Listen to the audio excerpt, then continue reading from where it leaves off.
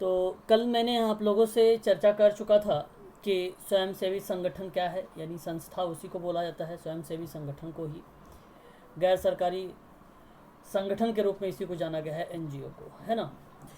तो उसके बारे में मैंने आप लोगों से बताया था कि केंद्र लेवल पर और राज्य लेवल पर उसके नियम में क्या क्या चीज़ें होती हैं, और प्लस में राष्ट्रीय नीति जिस तरीके से दो भागों में डिवाइड किया गया था उसके ब्रीफ में भी चर्चा कर दिया था आप लोगों से।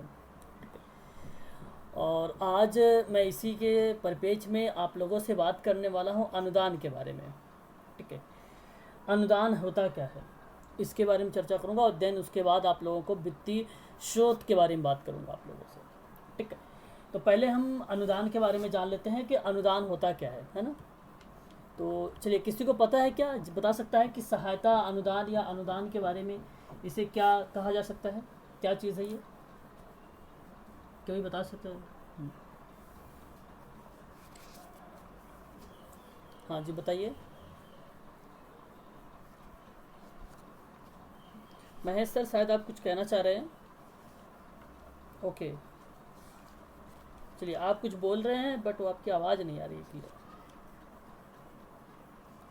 चलिए, कोई बात नहीं, रहने दीजिए, कोई बात नहीं। तो देखिए, यहाँ पर अगर मैं आपसे बात करूँ तो ये जो अनुदान के बारे में जिक्र किया जा रहा है ना, इसको ग्रांट्स इन एड के नाम से भी जाना जाता है। जैसे कभी अगर एग्ज़ाम में प्रश्न आ जाए आपसे कि सहायता अनुदान, ठीक है, तो सहायता अनुदान को ही आप ध्यान रखिएगा, इसको ग्रांट, ठीक है, ग्रांट्स इन एड के नाम से भी जाना जाता है, तो ये चीज़ ध्यान रखिएगा, एड्स के नाम से भी जाना जाता है। ठीक है भाई, तो ये बेसिकली क्या है ना कि अपने अधिकार क्षेत्र को ध्यान में रखकर, जो भी उसका अधिकार क्षेत्र जहाँ पर आता है, जितना क्षेत्र तक, उसको ध्यान में रखकर सामाजिक न्याय अधिकारिता मंत्रालय, जो दिव्यांगता का क्षेत्र हो सकता है, सामाजिक सुरक्षा का क्षेत्र हो सकता है, अनुसूचित जातियों का क्षेत्र हो सकता है, पिछड़ा वर्गों का क्षेत्र हो सकता है, कल्याणों का क्षेत्र हो सकता है, अन्य जितने भी आपका क्षेत्र है, सामाजिक न्याय अधिकारिता मंत्रालय के अंतर्गत जो चीज़ें आ रही हैं, ठीक है, उनमें क्या करता है ये, सहायता यानी समर्थन देता है। क्या करता है ये, समर्थन देता है। तो विभिन्न प्रकार की जो भी एनजीओ हैं, उन सभी एनजीओ के माध्यम से ये कार्य किया जाता है, ये काम किया जाता है। तो आप ध्यान रखिएगा, तो यहाँ पर जिससे नियोजन की बात हो, या अनुसंधान की बात हो, या मूल्यांकन की बात हो, या आपकी निगरानी की बात हो, तो ऐसी कंडीशन पर सामाजिक न्याय और अधिकारिता मंत्रालय क्या करती है, एक अपनी अहम भूमिका निभाती है।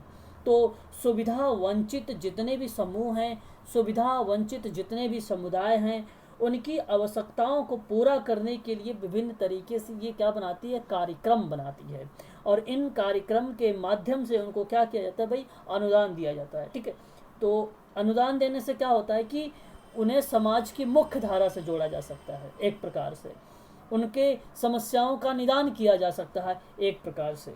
ठीक है, जैसे अगर मैं बात करूं तो योजना वृद्ध व्यक्तियों के लिए भी एक समेकित कार्यक्रम है, तो वह समेकित कार्यक्रम भी एक प्रकार से इसका पार्ट बन जाएगा सहायता अनुदान का। ठीक है भाई, जैसे स्वास्थ्य से संबंधित देख रेख करता है, तो वृद्ध व्यक्तियों के स्वास्थ्य से देख रेख में ये वहाँ से पैसे आ सकते हैं। ठीक है, तो ये आपको ग्रांट, इसको एड के नाम से जाना जाता है। ठीक है, तो गैर सरकारी संगठन जो भी एनजीओ है, उस एनजीओ को एक फाइनेंस सहायता के माध्यम से वृद्धों के कल्याण के लिए, महिलाओं के कल्याण के लिए, दिव्यांगों के कल्याण के लिए कार्यक्रमों का सहायता प्रदान करता है। ये कार्यक्रमों में क्या करता है, ये मदद करता है, यानी सहायता प्रदान करता है। तो ये एक छोटी सी जानकारी थी जो आप याद रखें इन सब के बारे में, है ना। तो देखिए, यहाँ पर अगर मैं बात करूँ तो सहायता अनुदान योजना महिला श्रम के कल्याण के लिए, अब देखो मैं आप सबसे बोला ना कि भाई वृद्ध व्यक्ति के लिए हो सकता है, शिशुओं के लिए हो सकता है, महिलाओं के सशक्तिकरण के लिए भी हो सकता है। ठीक है, कोई भी, अब जरूरी ये नहीं कि केवल महिला श्रम ही हो, कोई भी पार्ट आप सोच सकते हो। तो उसमें ये अनुदान का जो भूमिका है, एक अहम भूमिका मानी जाती है। बट एक बात ध्यान रखना आप लोग, सामाजिक न्याय और अधिकारिता मंत्रालय, सामाजिक न्याय और अधिकारिता मंत्रालय के द्वारा, ठीक है, कल्याण के क्षेत्र में परियोजनाओं की सहायता का समर्थन करता है। बेसिकली उनके माध्यम से ये अनुदान सहायता दी जाती है। ठीक है, तो ये चीज़ आपको ध्यान रखना है, मैं ये बताना चाह रहा हूँ आप लोगों को, ठीक है। तो यहाँ पे महिला श्रम के कल्याण के लिए मंत्रालय द्वारा एक सहायता अनुदान योजना चलाई जा रही है, और यह योजना छठी पंचवर्षीय योजना के तहत लाई गई थी, ठीक है। ये पहले की समय की बात हो रही है, उस समय की मैं बात कर रहा हूँ। उस समय छठी पंचवर्षीय योजना के दौरान ये चीज़ें लाई गई थी, इसको इन्वॉल्व भी किया गया था एनजीओ के तहत ही, ठीक है। तो इसके कुछ उद्देश्य थे, और वो उद्देश्य थे क्या, जरा देखिए नीचे किन किन उद्देश्यों के बारे में बात करें, जिससे कि कामकाजी महिलाओं को ऑर्गेनाइज करना और उन्हें उनके अधिकारों कर्तव्यों के बारे में शिक्षित करना और कानूनी सहायता मुहैया कराना। कहने का तात्पर्य ये हुआ कि जब एनजीओ कोई काम करेगी, और मैंने आपसे यहाँ पे मेंशन कर दिया है कि महिलाओं के संबंध में, श्रम को संबंध में, तो आप एक बात ये सोचिए कि सबसे पहला काम इसका यही होगा कि पहले हम महिलाओं की पार्टिसिपेट या भागीदारी को देखें कि कितनी सहभागिता निभा रहे हैं ये लोग, ठीक है। तो सबसे पहला ही काम होता है उसका एक प्रकार से भागीदारी का, और भागीदारी जो होती है वो ऑर्गेनाइज को रिपोर्ट करती है, रिप्रेजेंट करती है, प्रस्तुत करती है। और वहाँ पर जब आपने महिलाओं को ऑर्गेनाइज कर लिया, यानी एकत्रित कर लिया, सहभागिताओं के रूप में देख लिया, प्रतिभागिता के रूप में आपने देख लिया, तब उनके बारे में आप विभिन्न तरीके से प्रशिक्षण उनको दे सकते हो, उनको शिक्षित कर सकते हो, ठीक है। उनसे उन्हें जो भी सरकार के द्वारा जो भी कार्यक्रम या योजना चलाई जा रही है, आप उससे रूबरू उनसे करवा सकते हो। तो एक प्रकार से ये मदद करता है, ठीक है, मदद करता है। तो आप ये पैसे की भी माध्यम से भी कर सकते हो अनुदान, ठीक है, पैसे की माध्यम से भी आप ये कर सकते हो ये अनुदान, ठीक है। तो बहुत सारी चीज़ें हैं, ऐसी बात नहीं कि संगठन बनाने का तरीका जैसे मैं कहूँ तो आपको बता दूं, एक डॉक्टर अंबेडकर फाउंडेशन है, डॉक्टर अंबेडकर फाउंडेशन है, 24 मार्च 1992 में दिल्ली में इसकी स्थापना की गई थी। देखिए कोई ज्वाइन हो रहे हैं, मैं उनको ज्वाइन कर लेता हूँ एक बार, जरा एक बार कंफर्म करिए आप लोग, क्या आप लोगों को बात समझ में आ रही है, बताइए। हाँ महेश दीक्षित सर, शशांक सर बताइए जरा, गरिमा मैम, चेतना मैडम, दीपा मैडम, भावना मैडम, अभी आप ज्वाइन हुए, समझ आ रहा है? नहीं समझेंगे तो फिर मज़ा नहीं आएगा, आप पूछ लीजिएगा, तुरंत पूछ लिया करें समय समय पर क्या है क्या नहीं, डीप में थोड़ा सा जाएंगे तब मज़ा आएगा, है ना, जब पूछेंगे तो बेसिकली क्या था कि 24 मार्च 1992 को ये जो है नई दिल्ली में इसकी स्थापना की गई थी, ठीक है। तो अंबेडकर फाउंडेशन को, तो अंबेडकर फाउंडेशन में बेसिकली सामाजिक न्याय अधिकारिता मंत्रालय के संबंध में था। तो जितने भी अनुदान सहायता हो रहे थे या सहायता अनुदान हो रहे थे या ग्रांट्स इन एड्स हो रहे थे, ये सभी के सभी उसमें मदद करते थे महिलाओं के परिप्रेक्ष्य। तो उनको शिक्षित भी किया जा रहा था, उनको प्रशिक्षण भी दिया जा रहा था, सरकार के द्वारा जो कार्यक्रम वगैरह चलाए जा रहे थे उसका उनसे फ़ायदा भी करवाया जा रहा था। तो अब बेसिकली यही नहीं था, मैं इसीलिए मैं कहता हूँ कि कुछ एनजीओ ऐसी होती हैं जिनके कॉमन गोल मिलते हैं, कॉमन। जैसे अगर मैं आपसे बात करूँ तो एक आप लोगों ने ये भी नाम सुना होगा, ठीक है, कि स्वामी विवेकानंद राष्ट्रीय पुनर्वास प्रशिक्षण को लेकर, है ना। तो स्वामी विवेकानंद का भी एक जो पुनर्वास से संबंधित प्रशिक्षण संस्थान था, वो भी कॉमन चीज़ें थी। तो कॉमन में वहाँ पर अगर मैं बात करूँ तो उनको भी वहाँ पर मदद दिया जा रहा था, ठीक है। और बेसिकली जो सेपरेट काम कर रही है, जैसे अलियावर जंग कर रही है भाई, राष्ट्रीय इंस्टीट्यूट है जो मुंबई में 9 अगस्त 1983 को इस्टेब्लिश की गई थी, तो वो बेसिकली हियरिंग इम्पेयरमेंट वाले बच्चों पर काम कर रही है।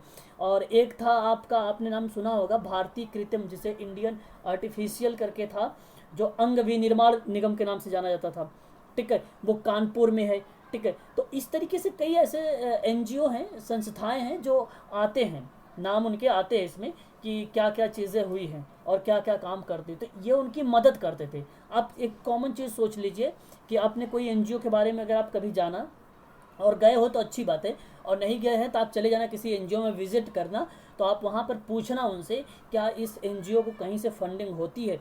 तो अगर वो कहेंगे हाँ फंडिंग होती है, तो जो पैसे आते हैं तो वो अपने पास थोड़ी ना रखते हैं वो लोग।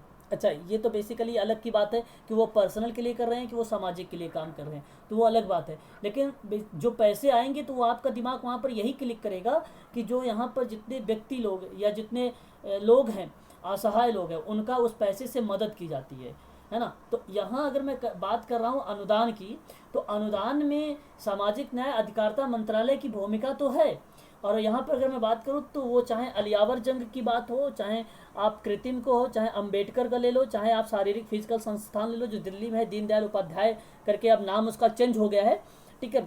और सफाई कर्मचारी आयोग है, पिछड़ा आयोग है, जो पिछड़ा आयोग को लेकर अगर बात किया जाए तो वो भी एक प्रकार का संगठन है पिछड़ा आयोग, ठीक है भाई, पिछड़े वर्ग का।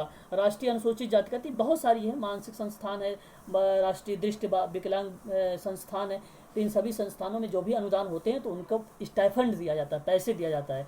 जैसे अगर मान लीजिए उन्होंने कैरी बैग बनाया, तो कैरी बैग बनाया तो उस एनजीओ वाले ने क्या किया, उस कैरी बैग को क्या किया, सेल कर दिया। अब सेल कर दिया है तो वो जो सेल करने का पैसा मिला है वो इंस्टीट्यूट रखेगा। तो वो इंस्टीट्यूट क्या करेगा, जो जो बच्चे ने बनाए थे कैरी बैग या जो जो महिलाएं ने बनाई थी तो उनको स्टाइफंड के रूप में ये देती है पैसे, तो इसी को अनुदान के रूप में बोला गया है, ठीक है। तो ये बहुत सारी एनजीओ में काम होता है, ठीक है। किसी भी एनजीओ में बात करो तो चाहे एनआईएमएच का ले लो, चाहे एनआईवीएच का ले लो, एचएच का ले लो, आर्यावर्त का ले लो, ठीक है। बहुत सारी इंस्टीट्यूट है, संस्थाएं हैं, उन सभी संस्थाओं में सारे काम होते हैं, जिसको बोलते हो ओकेशनल कार्य। ओकेशनल का मतलब होता है व्यावसायिक कार्य, तो हर एक एनजीओ में व्यावसायिक कार्य होते हैं, ठीक है। ये काम कॉमन गोल है ना, ये कॉमन है। तो यहाँ पर देखिए, महिला श्रमिकों के समस्याओं के बारे में समाज के सामान्य चेतना को वृद्धि करने में लक्ष्य के सेमिनार, वर्कशॉप इत्यादि का आयोजन करना, तो ये भी बेसिकली जो है कार्य देखने को मिल जाता है हम लोगों को, है ना। तो महिलाओं श्रम के संबंध में अगर आप बात करें तो पहले ऑर्गेनाइज करना, फिर उनको प्रशिक्षित करना, फिर उनको सरकार के माध्यम से जो भी योजना या कार्यक्रम आयोजन किए जा रहे हैं उनमें पार्टिसिपेट करवाना, देन उसके बाद सेमिनार हो या वर्कशॉप हो, ठीक है, इस तरीके की जहाँ जहाँ पे एक्टिविटी हो रही है तो उसमें भी पार्टिसिपेट करवाना। तो अच्छा, ये पार्टिसिपेट करवाने का मतलब ये है कि उनकी जो समस्या से रिलेटेड हो, है ना। जैसे कोई पार्टिसिपेट क्या होता है कि जैसे अगर मैंने कोई सेमिनार रख लिया, अब मैंने मान लीजिए महेश सर को बुला लिया, गरिमा को बुला लिया, तो महेश सर का टॉपिक मैंने ले लिया कि भाई मेडिकल से होगा, ठीक है। और जो कोई एनजीओ को मैंने बुलाया है उनको लेटर देकर, तो उसमें जो भी लोग आपके पास आएंगे तो कुछ लोग उनके पास समस्या होगी मेडिकल से संबंधित, ठीक है। तो आप उन्हें मेडिकल से संबंधित काउंसलिंग करेंगे, ठीक है, जागरूक करेंगे, बताएंगे। तो ये कहने का मेरा मतलब है कि यहाँ पर इस तरीके के जो कार्य होता है। अब अच्छा, अगर मुझे आपके पैसे भी देने पड़ेंगे तो मैं अपने जेब से भी नहीं दूंगा, तो बेसिकली जो भी चीज़ें फंडिंग हो रही है तो उसी में से मैं आपकी फीस दूंगा, ठीक है। चाहे आप 1 घंटे का 1000 लो, चाहे 1500 रुपये लो, जो भी ले रहे हैं आप, तो उसका मैं स्टाइफंड करूँगा, ठीक है, या स्टाइफंड के रूप में आपको प्रोवाइड करूँगा। तो ये मैं दे रहा हूँ कहाँ से, जहाँ से पैसे आए हुए हैं, ठीक है। तो ये पैसे भेजा कौन सा भाई, ये पैसे आए हैं सामाजिक न्याय अधिकारिता मंत्रालय के माध्यम से मेरे पास आए हैं, उसी में से मैं आपको दे रहा हूँ, ठीक है। और लोगों की आप मदद कर रहे हैं, यहाँ पर जो लोग आ रहे हैं अलग अलग एनजीओ से, ठीक है, उनको बता रहे हैं कि आप ऐसा नहीं करना चाहिए, ऐसा नहीं करना चाहिए। तो अलग अलग फैकल्टी होती है, आप जानते भी होंगे इसके बारे में अच्छे तरीके से, आई थिंक, है ना। चलिए आगे बात कर लेते हैं। तो इस योजना के अंतर्गत महिला श्रमिकों के लाभ की बात हो तो कार्य निर्दिष्ट परियोजना लेने के स्वयंसेवी संगठन हो या गैर सरकारी संगठन हो तो उनकी सहायता, अनुदान सहायता को फंड मुहैया कराना। तो वही बात है, देखो यहाँ पे लिखा ना, फंड मुहैया कराया जा रहा है। और इस योजना के तहत महिला श्रमिकों के लिए जागरूक जगाने वाले अभियान भी, तो बहुत सारी चीज़ें, वही चीज़ें जो मैंने आपको बताया है अभी ना, वही यहाँ पर मेंशन किया गया है, ठीक है। तो संबंधित परियोजना को फंड मुहैया करवाना। और इस योजना का उद्देश्य होता है महिला श्रमिकों के बीच प्राथमिक क्षेत्रों में जैसे न्यूनतम वेतन और बराबर क्षतिपूर्ति के मामले में जागरूकता फैलाना होता है।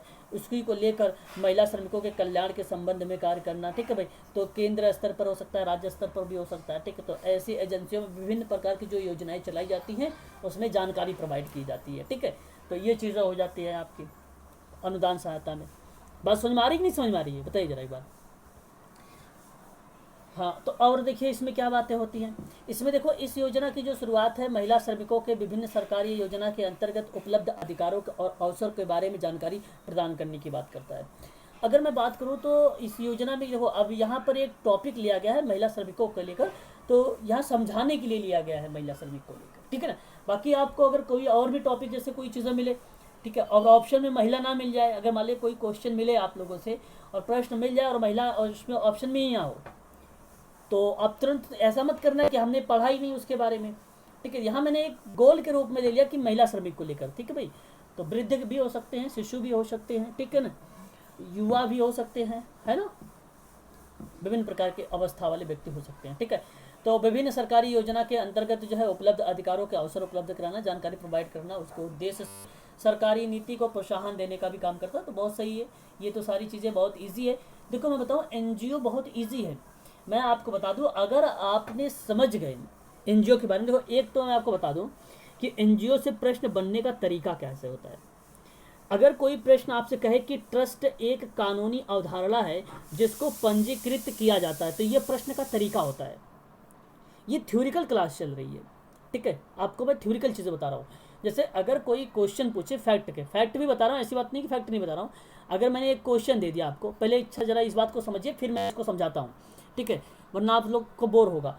तो अगर मान लीजिए एक प्रश्न मैंने इस तरीके से पूछा कि एक ट्रस्ट है, एक कानूनी अवधारणा है जिसको पंजीकृत किया जाता है, तो बताइए 1860 के अंतर्गत कि 1882 यानी 1882 के अकॉर्डिंग, और 1960 के अकॉर्डिंग यानी 1960 के अकॉर्डिंग, कि 1855। तो आपके पास चार ऑप्शन मिल जाएंगे, 1860 हो जाएगा, 1855 हो जाएगा, 1960 हो जाएगा, है ना, और आपके पास ऑप्शन मिल जाता है 1882 हो जाएगा। तो जरा आप मुझे जरा बताइए इसमें से कि जो ट्रस्ट है वो कानूनी अवधारणा को जिसको पंजीकृत करता है, बताइए किसके रूप में पंजीकृत करता है ट्रस्ट।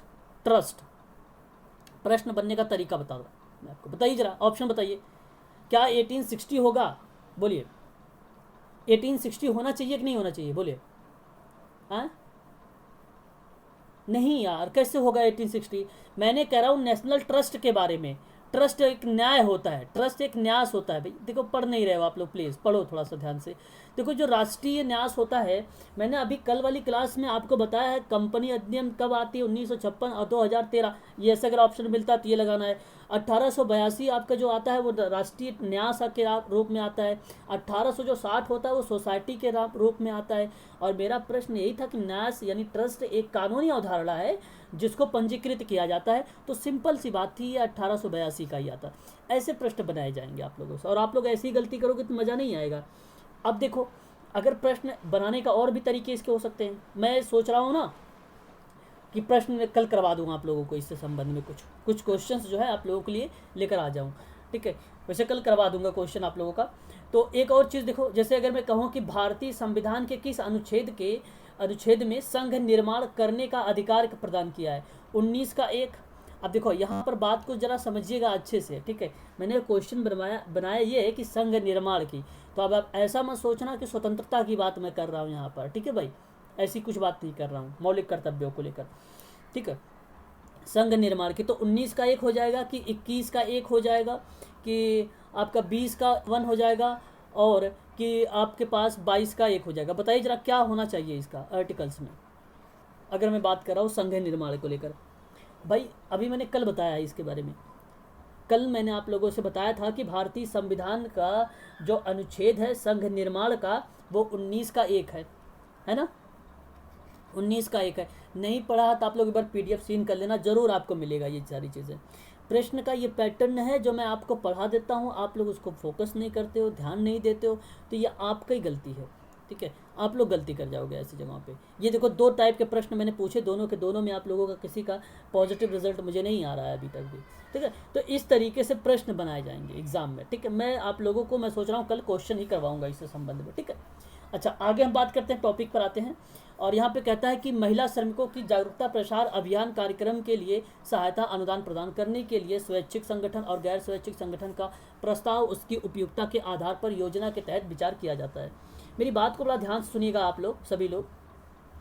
स्वैच्छिक संगठन व्यक्तियों का वो समूह होता है जो बिना राज्य नियंत्रण के स्वैच्छिक सदस्यता के आधार पर अपने सदस्यों के सामान्य हितों के प्रोत्साहन के लिए वो संगठित करता है।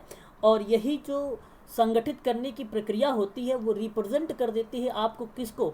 स्वैच्छिक संगठन को। वही रिप्रेजेंट कर देती है गैर सरकारी संगठन को। जब भी आपसे कभी बात किया जाए जो बिना राज्य नियंत्रण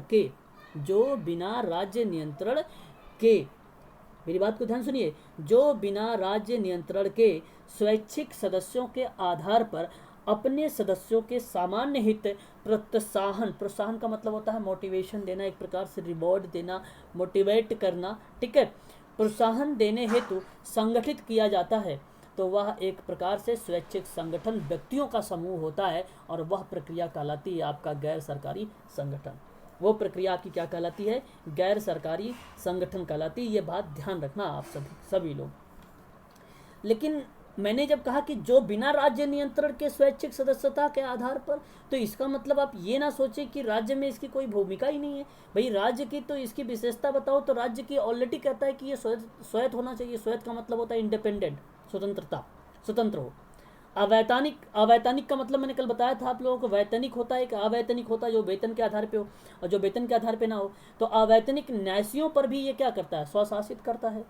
स्वशासित करने का मतलब एक प्रकार से उससे क्या कर रहा है, एक प्रकार से बताइए, उस पर एक प्रकार से नियम कानून आचार संहिता इत्यादि चीज़ों को लागू कर रहा है। वहाँ पर एक निश्चित लक्ष्य के बारे में बात कर रहा है ये, ठीक। तो एक प्रकार से स्वैच्छिक संगठन के वो हो जाते हैं आपके उद्देश्य के रूप में या उसकी विशेषताओं के रूप में आपके सामने रिप्रेजेंट हो जाते हैं, ठीक है। तो ये सारी की सारी बातें आप लोगों को ध्यान रखना होगा। इंपॉर्टेंट चीज़ें थी, इसका आप लोग स्किप ना किया करें माइंड से, है ना, सारी की सारी बातें, ठीक है। तो ये चीज़ें हो जाएंगी जो जो गैर सरकारी संगठनों के प्रस्ताव पर उसकी उपयोगिता के आधार पर योजना का तहत जो हम क्या करते हैं, विचार करते हैं, ठीक है। तो यहाँ पर देखिए, योजना के प्रावधान के अनुसार परियोजना के कुल लागत का 75% सहायता अनुदान दिया जा रहा है। और हालांकि विभिन्न संस्थानों में सौंपे गए अध्ययनों से संबंधित, अध्ययन लिखा हुआ है, अध्ययनों से संबंधित परियोजनाओं का पूरा फंड दिया गया है, अर्थात 100% दिया गया। अब इसका मतलब आप ये समझिए कि अनुदान जो हो रहा है यहाँ पर किसी एनजीओ में या किसी योजना के माध्यम से, तो उसमें कुल लागत की बात जो बताई जा रही है, वो कुल लागत बताई जा रही है 75% की सहायता होनी चाहिए। लेकिन कुछ संस्थानों में जो सौंपे गए हैं, अगर हमने वहाँ पे डेटा लिया, कलेक्ट किया, तो हमें पता चला फंडिंग तो 100% आया, लेकिन लगाया 75%। 25% कहाँ गया, तो 25% जो जाता है वो चीज़ें बताया जा सकता है कि हमने क्या किया, लोगों को फंडिंग कर दिया है जो लोग आर्थिक रूप से गरीब थे। तो ये चीज़ें आप बोल सकते हैं यहाँ पर, इस तरीके की एक्टिविटी बोली भी जाती है एनजीओ में, इस तरीके की एक्टिविटी भी जो की भी जाती है और बोली भी जाती है। ये आपका हो जाएगा, ठीक है भाई, बात समझ में आ रही है। चलिए, मैं सोचा कोई ज्वाइन हो रहा है, बात समझ में आ रही है आप लोगों को, जरा एक बार क्लियर करिए। हाँ चलिए, बहुत अच्छी बात है। फिर एनजीओ के द्वारा जो भारत सरकार की योजना है, तो वह एक प्रकार की है सांस्कृतिक योजना।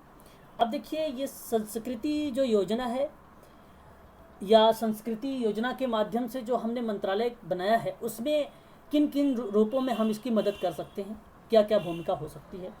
तो देखिए, पहली पॉइंट कह रहा है कि संरक्षण व हिमालय की सांस्कृतिक विरासत के विकास की सहायता देना।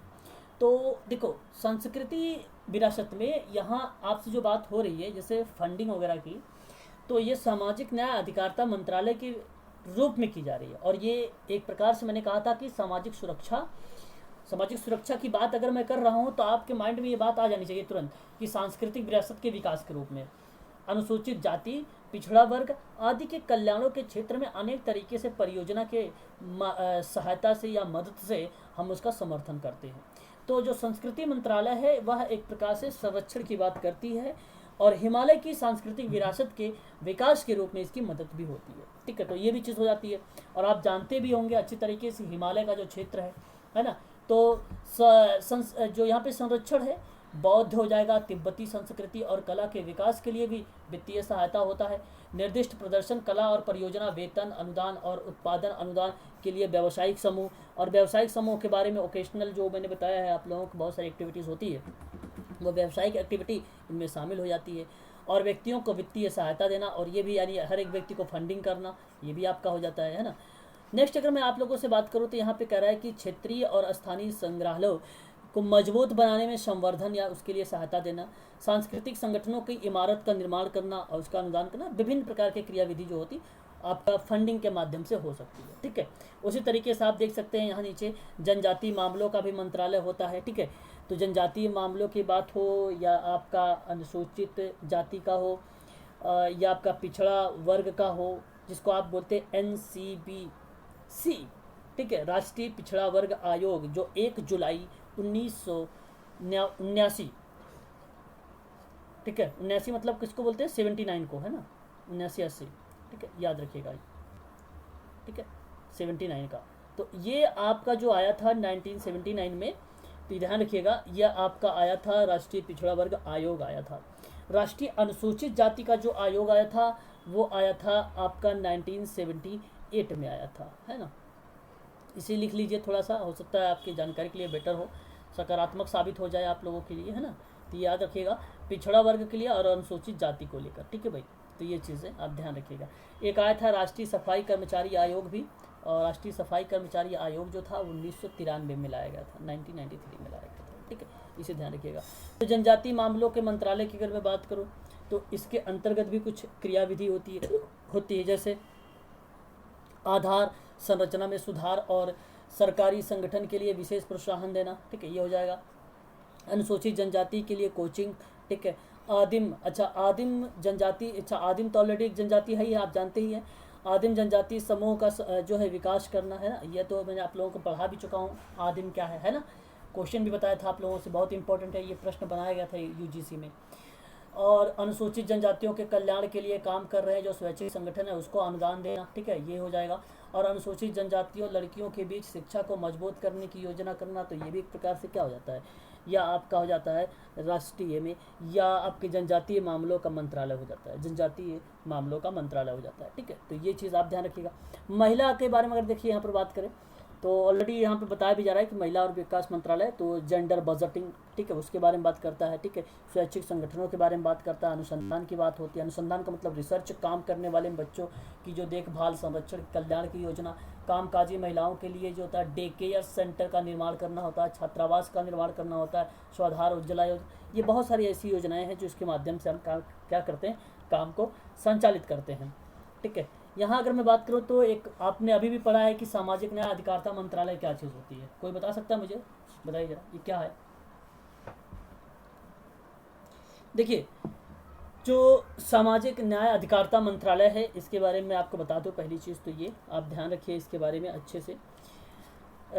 यहाँ सामाजिक न्याय अधिकारिता मंत्रालय बेसिकली जो होता है वो मंत्रालय सामाजिक सुरक्षा ब्यूरो और वंचित समूह और निसहाय या अपेक्षित या अपराधी किशोरों की आवश्यकताओं को पूरा करता है सामाजिक सुरक्षा के रूप में, जिन्हें सहायता के अभाव से देखभाल या संरक्षण या आप कह सकते हो उनकी ज़रूरतों को पूरा करना, ठीक है। इस तरीके की जो क्रियाविधि होती है सामाजिक सुरक्षा के माध्यम से की जाती है, ठीक है। तो इसमें अगर मैं बात करूं सामाजिक न्याय अधिकारिता मंत्रालय में, तो वृद्धों की बढ़ती असुरक्षा को देखते हुए सामाजिक न्याय और अधिकारिता मंत्रालय ने जनवरी 1991 में याद रखिएगा आप लोग, पूरी तरह से वृद्ध कल्याणों के लिए सुनिश्चित करने के लिए एक वचनबद्ध हो गया एक प्रकार से, और वृद्ध व्यक्तियों के लिए एक राष्ट्रीय नीति निर्मित कर दिया, और गरीबों और निसहाय वृद्ध व्यक्तियों के लिए संगठित क्षेत्रों में लोगों की आय या उसकी बचत पर बेहतर लाभ के लिए विभिन्न प्रकार की योजनाएं भी बनाया, और विभिन्न प्रकार से इन्होंने बीमा वगैरह किया और कार्य भी किया इससे संबंधित। तो यार स्वास्थ्य से संबंधित भी आवश्यकताओं को जो पूरा किया जाता है ये इसी के अंतर्गत आ जाता है फिर वृद्धों के परिपेक्ष में, ठीक है, जहाँ पे स्वास्थ्य के परिपेक्ष की भी बात हो सकती है आप लोगों से, ठीक है। तो यहाँ पर बात किया जाए तो जैसे खरीद हो गया या आपका एड्स या उपकरणों की फिटिंग, ठीक है भाई, फिटिंग के लिए दिव्यांग व्यक्तियों की सहायता, तो यहाँ पर कहने का तात्पर्य ये था कि उपकरणों की भी बात करता है, ठीक है भाई, एक प्रकार से, और जो असहाय लोग हैं, निःशक्त लोग हैं, उनकी भी मदद करता है।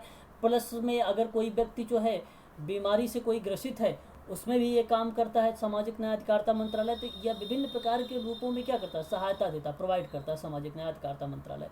अन्य पिछड़ा ओबीसी के कल्याण के लिए भी कार्य करता है, स्वैच्छिक संगठनों के रूप में सहायता करता है। अनुसूचित जाति और अन्य पिछड़ा वर्गों के लिए भी छात्रों के लिए स्तर पर निःशुल्क कोचिंग योजना के माध्यम से भी ये क्या करता है, उसको कार्य प्रोवाइड करता है।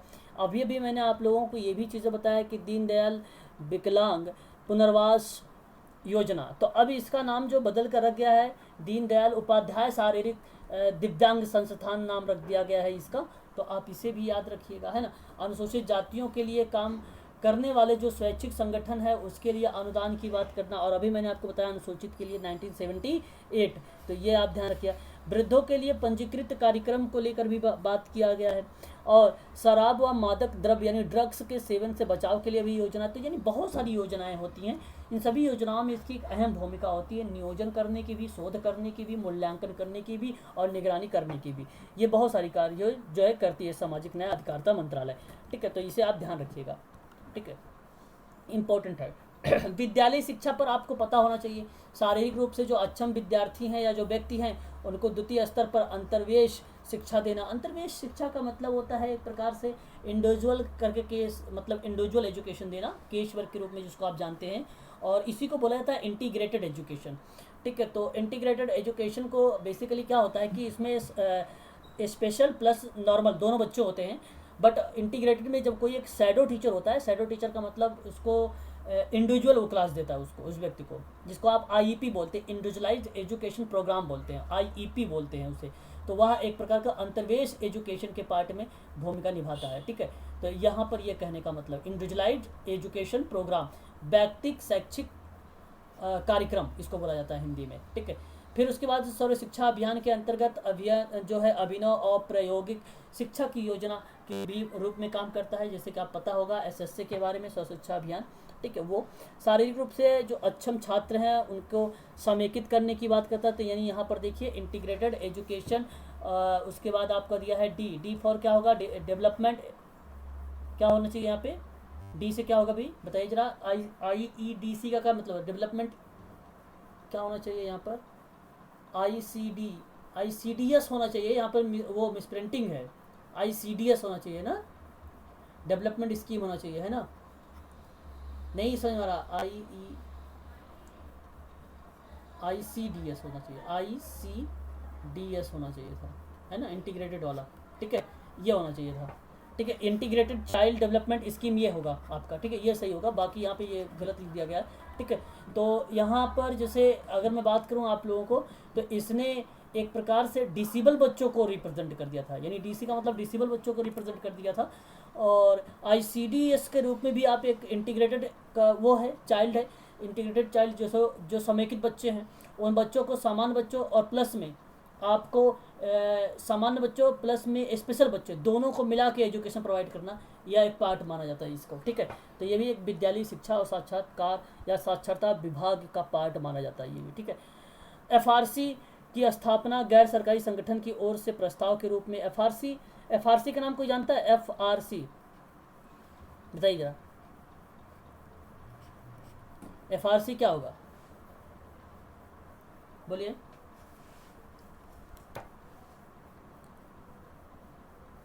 हो गया क्या आप लोगों को बताइए जरा, FRC आपको क्लियर हो गया? FRC क्या होता है कि भाई फैमिली रिसोर्सेज सेंटर के रूप में ये चीज़ें जान चुके हैं आप लोग, पता हो चुका ना, फिर तो ठीक है। देखो अब यहाँ पर आगे हम बात करते हैं यहाँ पर कि लोक कार्यक्रम और ग्रामीण प्रौद्योगिकी विकास के परिषद में एक नाम आता है ग्राम श्री मेला। ये इंपॉर्टेंट है, आप लोगों को एग्जाम में ये प्रश्न बनाया भी जा सकता है, आप लोगों से पूछा भी जा सकता है। कोई बता सकता है ये क्या है ग्राम श्री मेला? ग्राम श्री मेला क्या है? देखो इसको आपको बता दूं मैं, ये ग्रामीण उत्पादन में जो विपणन की एक्टिविटीज़ होती है उसको इसके यहाँ पर रिप्रेजेंट किया जाता है। तो ऐसे मेले में जैसे उत्पादन को बेहतर बनाने के लिए, ठीक है, बेहतर बनाने के लिए काम किया जाता है, इसी को बोला जाता है। तो उपभोक्ता जो होता है वो बेहतर सेवा उपलब्ध कराने के साथ साथ उसको एक अवसर प्रस्तुत करने के रूप में जो लाभ मिलता है वो ग्राम श्री मेला के अंतर्गत मिलता है। तो ध्यान रखिएगा यहाँ पर आपको ना गैर सरकारी संगठन में जो काम होता है इसमें ग्रामीण दस्तकारों को, पहली बात तो ये याद रखना ये ग्रामीण से संबंधित है। दूसरी बात याद आप लोग ये रखना कि यह उपभोक्ता को बेहतर सेवा उपलब्ध कराता है। किसको? उपभोक्ता को बेहतर सेवा उपलब्ध कराता है और अवसर भी उसको उपलब्ध कराता है। ठीक है, तो याद रखिएगा आप लोग ये जो स्वैच्छिक संगठन है जिसको गैर संगठन बोलते हो आप, नॉन गवर्नमेंट ऑर्गेनाइजेशन, ठीक है, गैर सरकारी संगठन, उसी का एक पार्ट माना जाता है। ठीक है, ग्राम श्री। ठीक है, तो ये सारी चीज़ें आप ध्यान रखिएगा। यहाँ पे ग्राम श्री मेला इंपॉर्टेंट है, एग्जाम में पूछा जा सकता है, इसलिए मैंने आपको यहाँ पर बता दिया। ठीक है भाई, चलिए अब आप देखिए यहाँ पर कुछ NGOs हैं उसके बारे में आप देख सकते हैं कौन कौन से में ये अनुदान की भूमिका निभाता है। तो जैसे अभी मैं श्रवण दिव्यांग अलियावर जंग राष्ट्रीय संस्थान हो जाएगा, भारतीय कृत्रिम हो जाएगा, डॉक्टर अंबेडकर फाउंडेशन हो जाएगा, शारीरिक विकलांग संस्थान हो जाएगा। अब इसी को दीनदयाल उपाध्याय शारीरिक दिव्यांग कहा गया है, और सारे राष्ट्रीय सफाई कर्मचारी आयोग हो जाएगा आपका, है ना। ये सारी की सारी आप यहाँ पर देख सकते हैं। ठीक है भाई, और राष्ट्रीय पिछड़ा वर्ग, ये सारे के सारे जो चीज़ें हैं आप लोग यहाँ पर देख सकते हैं। मैं इस सब की भी PDF आप लोगों को भी शायद प्रोवाइड करा चुका हूँ इसके बारे में, है ना। ये सारे भी इंस्टीट्यूट यहाँ पर इन्वॉल्व हो जाएंगे। ठीक है, आगे हम बात कर लेते हैं अब वित्तीय स्रोत के बारे में। क्या आप लोगों को PDF दिखाई दे रहा है? एक बार जरा मुझे कंफर्म कर दीजिए। अब हम बात करने चल रहे हैं आप लोगों से वित्तीय स्रोत के बारे में, है ना। वित्तीय स्रोत क्या है? चलिए जरा एक बार किसी को पता है तो बताइए जरा वृत्तीय स्रोत के बारे में, कोई बता सकता है मुझे ये स्रोत क्या है?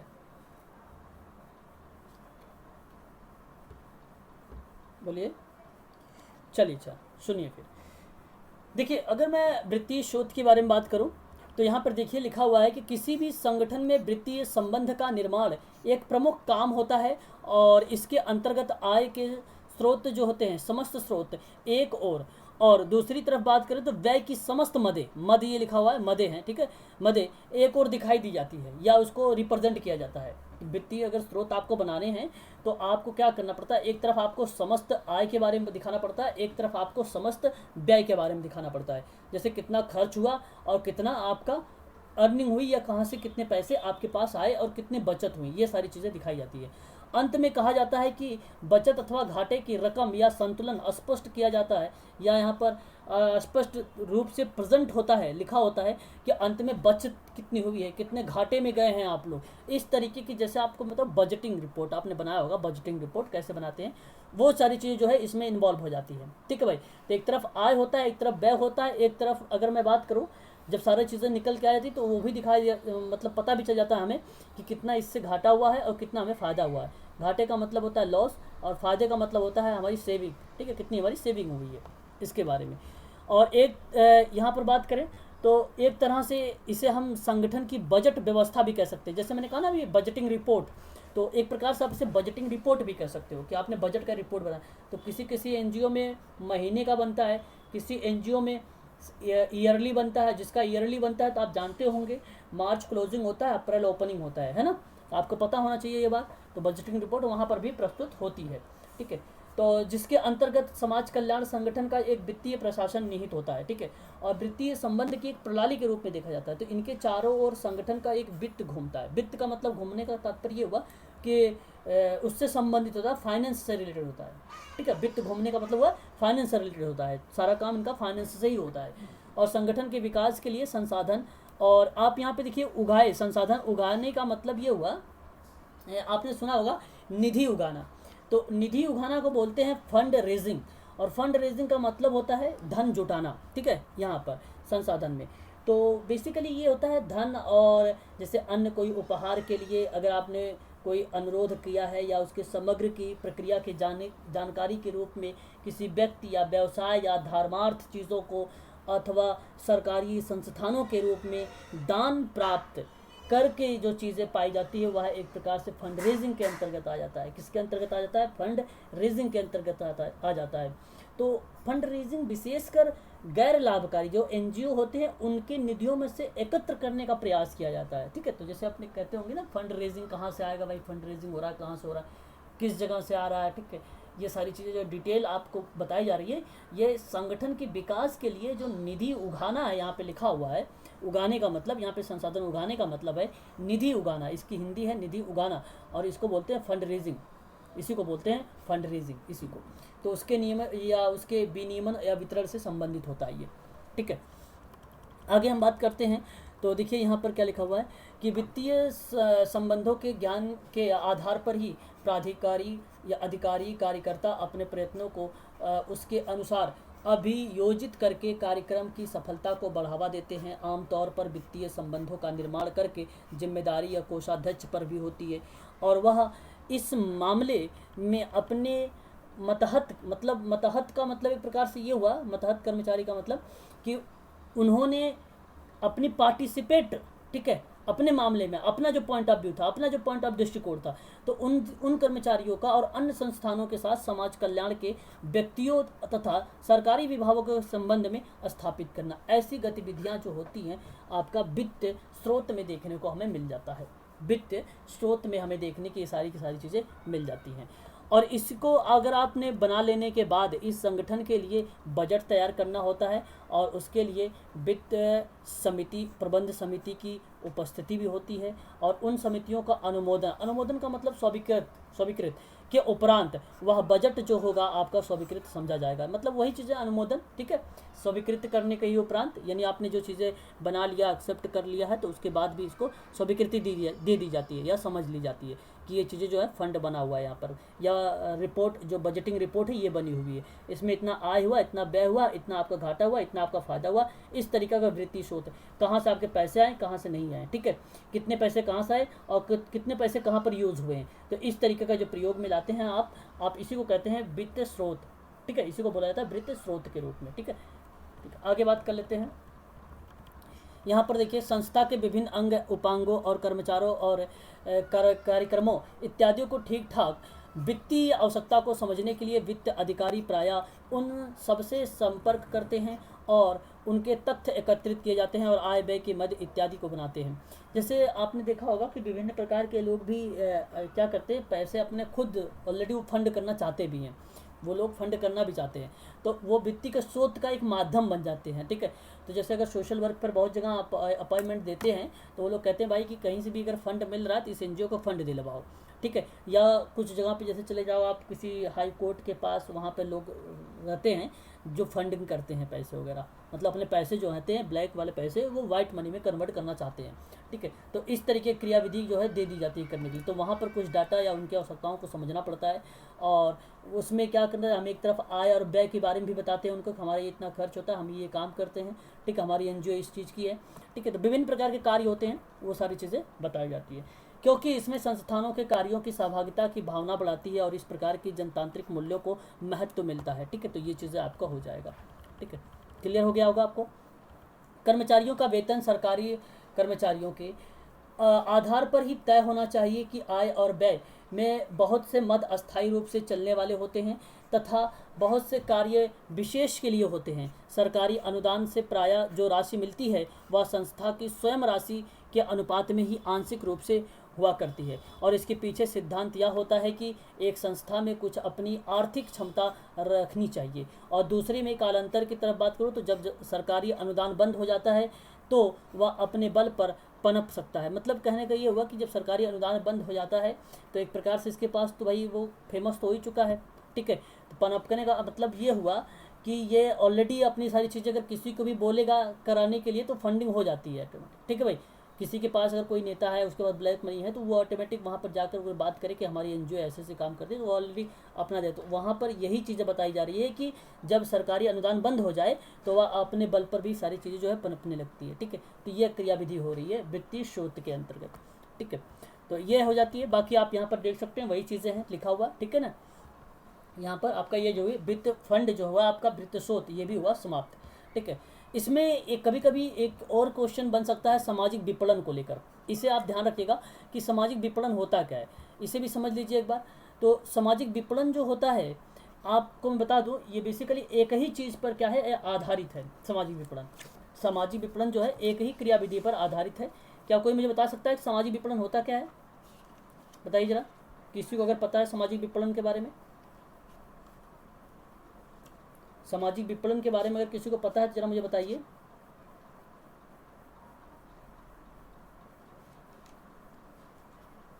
बोलिए, किसी को नहीं पता, चलो कोई बात नहीं। देखिए अब यहाँ पे सामाजिक विपणन की अगर मैं बात करूँ आप लोगों से सिंपल लैंग्वेज में, आप ये समझ लीजिए कि ये एक कोटलर का नाम आता है, ठीक है, कोटलर महोदय का। और कोटलर महोदय ने 1975 में सामाजिक विपणन की परिभाषा देते हुए इन्होंने कहा कि भाई जो भी कार्यक्रम होगा उस कार्यक्रम की एक डिज़ाइन बनाइए और उस डिज़ाइन के आधार पर ही, ठीक है, उस डिज़ाइन के आधार पर ही आपको क्रियान्वयन करना है और आपको नियंत्रित करना है और आपको आवश्यकता लक्ष्य बनाने होंगे, समूह के बनाने होंगे, विचार करने होंगे, व्यवहार को स्वीकार करना होगा। इस तरीके की क्रियाविधि जो है सामाजिक विपणन में कोटलर ने 1975 में दिया था। और इसका ये जो बेसिकली यूज़ में लाया गया वो 4-5 सिद्धांत है, जिसको आपने 4P के नाम सुना होगा, लेकिन यहाँ पर आप सुनेंगे 5P। तो सामाजिक विपणन 5P है, ठीक है। जैसे समाज कार्य में आपने पढ़ा होगा पार्लियामेंट का नाम 4P के नाम में देखा होगा आप लोगों ने, उसी तरीके से यहाँ पर भी आप पढ़ेंगे, ठीक है। अच्छा, यहाँ पे मैं आपको नाम दिखा देता हूँ उसका, कोटलर का एक बार, है ना, क्या है ये कोटलर नहीं था क्या, एक मिनट है, विचार संगठन की ज़रूरतों को बरकरार रखा जाता है। ठीक है भाई, चलो कोई नहीं, इसमें नहीं लिखा हुआ है कोटलर का नाम, ठीक है ना, मैं आपको सही बता रहा हूँ, आप उसका नोट डाउन करिएगा, मेंशन कर लीजिएगा, ठीक है ना। 1975 का। आवाज़ ब्रेक हो रही है। अच्छा अच्छा अच्छा। चलिए, उद्देश्य देखो ये क्या होता है बेसिकली, सामाजिक जिम्मेदारी का एक व्यापार निर्णय जो होता है वो निर्माण के लिए होता है, रक्षा करने के लिए, समाज के हितों को बढ़ाने के लिए होता है, और ये बाध्य किया जाता है और भी इसे निकाला भी जाता है, तो ये एक प्रकार का सामाजिक विपणन का पार्ट मान लिया जाएगा। ठीक है, तो ये भी है, ये सारे इसके उद्देश्य है सामाजिक विपणन का। मैं आपको उद्देश्य उसके 4-5 P, अच्छा यहाँ पे लिखा मिल जाएगा। देखो ये जो अवधारणा है यहाँ पर देखिए, इसकी अवधारणा 1972 में उभरा था। ठीक है, और 1975 में अगर मैं बात करूँ तो इसके बारे में जो जिक्र करने वाला कोटलर का नाम आता है। ठीक है भाई, देखिए यहाँ पर लिखा हुआ है, फिलिप कोटलर ने एक लेख में पेश भी किया है। ठीक है, वह जो लेख इसका है 1975 का, फिलिप कोटलर का। ठीक है, तो ये चीज़ देखिए आप यहाँ पर लिखा हुआ भी आपके पास है। ठीक है, यहाँ पर मैं आपको 5P के बारे में बताता हूँ, आप लिख लीजिए अगर लिखना है तो आप लोगों को। इसमें इसने कहा था कि जो सामाजिक विपणन है सिद्धांतों को इस तरीके से रिप्रेजेंट किया कि एक को बताया प्रोडक्ट, एक को कहा प्रोडक्ट, और दूसरे को बोला प्राइस, और एक को बोला उसने प्लेस। ठीक है, तो याद रखिएगा ये सभी के सभी लोग, इंपॉर्टेंट है, क्रम में भी पूछा जा सकता है। एक को बोला प्रमोशन, प्रमोशन का मतलब होता है संवर्धन, प्रमोशन का मतलब होता है संवर्धन, है ना, संवर्धन। और एक को बोला यहाँ पर ये प्रमोशन है। ठीक है भाई, और एक को उसने बोला आपको आप कह सकते हो यहाँ पर पोजीशन, एक को बोला उसने पोजीशन, एक को बोला पोजीशन का मतलब होता है स्थिति का निर्धारण। ठीक है, तो ये 5P है। और जहाँ आप देख रहे हैं प्रोडक्ट, प्रोडक्ट का मतलब ये था कि जहाँ उत्पादन एक मूर्त के रूप में आ रहा है, मूर्त मद के रूप में आ रहा है, तो वह सामाजिक विपणन में उत्पादन का जो व्यवहार है उसके बारे में बात किया जा रहा है, उत्पादन की क्रिया के बारे में बात किया जा रहा है। ठीक है, यहाँ पे उत्पादन की क्रिया के बारे में बात किया जा रहा है, प्रतिरक्षण की बात की जा रही है, बस ये आपका हो जाता है प्रोडक्ट। और अगर मैं प्राइस की बात करूं तो प्राइस में आप जानते होंगे इसे क्रय करने की बात हो रही है। ठीक है भाई, क्रय करने की, तो आर्थिक लागत के साथ साथ मनोवैज्ञानिक लागत भी इसमें लागू हो जाती है। ठीक है, कुछ चीज़ें। ठीक है, तो एग्जाम्पल के माध्यम से आप समझ भी सकते होंगे, ये सामाजिक विपणन के सिद्धांत को बड़े अच्छे तरीके से समझा जा सकता है। ठीक है, किस तरीके से कॉमर्शियल मार्केटिंग में इसको यूज़ में लाया जाता है। ठीक है भाई, और एक होता है प्राइस हो गया आपका, एक होता है प्लेस। मतलब ये चीज़ भी आप समझ सकते हैं कि जब कोई उत्पादन भौतिक मद के अंश के रूप में होता है तो उसकी उपभोक्ता को आसानी से कैसे उपलब्ध किया जा सकता है। ठीक है, कैसे उसको आसानी से उपलब्ध कराया जा सकता है। ठीक है, तो जैसे मान ली बालिका की शिक्षा तक शिक्षा उपभोक्ता में सामाजिक क्षेत्र और सामाजिक रूप से उपलब्ध होनी चाहिए, और उसको समर्थन भी किया जाना चाहिए। तो एक प्रकार से ऐसा प्लेस वगैरह के बारे में जिक्र करता है। तो ये एक प्रकार का ना जो प्लेस है वो लक्ष्य समूहों के उत्पादन उपलब्ध कराने की बात करता है। ये प्लेस तो भौतिक मद के अंश के रूप में होता है। प्रमोशन का मतलब होता है सुनिश्चित किया जाता है, इसमें समूह के रूप में इसको क्या किया जाना, सुनिश्चित करना, तो प्रमोशन हो जाना। ठीक है, सुनिश्चित करना। और पोजीशन का मतलब स्थिति निर्धारण, और स्थिति निर्धारण का मतलब ये होता है कि लाभ को अधिकतम कैसे किया जाए। ठीक है, जो अधिक से अधिकतम चीज़ों में क्या किया जाए, उसको प्रोडक्ट किया जाए और सेल किया जाए और हमें लाभ मिले उसका। ठीक है, तो यह एक प्रकार का आपका पोजीशन के रूप में हो जाता है। ठीक है, तो ये भी सामाजिक और मनोवैज्ञानिक समस्याओं के साथ अनेक स्वास्थ्य संबंधी दुष्परिणाम से उत्पन्न होने वाली जो क्रियाविधि होती है वो पोजीशन का भी एक प्रकार से पार्ट मान लिया जाता है। ठीक है, पोजीशन का भी। तो ये आपका था सामाजिक विपणन। ठीक है, तो एनजीओ के बारे में मैंने आपको अनुदान बता दिया, आपको वृत्ति शोध बता दिया, और ये 5 P हैं इसे आप ध्यान रखिएगा, प्रोडक्ट, प्राइस, प्लेस, प्रमोशन और पोजीशन, ये 5 पॉइंट्स आप लोग ध्यान रखिएगा, जो कि एग्जाम में भी आप लोगों से पूछा जा सकता है सामाजिक विपणन को लेकर। नाम कोटलर है 1975 में, अवधारणा जब इसकी आई तो 1972 में आई। तो ये ध्यान रखिएगा सामाजिक विपणन के बारे में। ठीक है भाई, तो यहाँ आपकी जो यूनिट थे 5th आपकी समाप्त हो गई। अब कल आप लोगों की क्लास तो होगी नहीं कल, क्योंकि मैं कहीं जा रहा हूँ, और आप लोगों की क्लास जो इसके बजाय संडे को मैं कराऊंगा। ठीक है, कल के बजाय मैं संडे की क्लास करा दूंगा आप लोगों का। ठीक है, और इसके बाद आपकी जो यूनिट नंबर 6 है ये चलेगी MPPSC का। ठीक है, तो ये बहुत ईजी है, आपको यही सारी चीज़ें समझना था जो इसमें कॉमन चीज़ें थी, और मैं एक प्रश्न लेकर आ रहा हूँ आप लोगों के लिए। ठीक है, इससे संबंधित नेक्स्ट डे, अगले दिन में, और प्रैक्टिस आप लोगों को करवाऊंगा, तो आपको बताऊंगा कि कहाँ कहाँ से प्रश्न पूछे जाते हैं। ठीक है, इन चीज़ों को ध्यान रखिएगा। ठीक है भाई, आज के लिए इतना ही।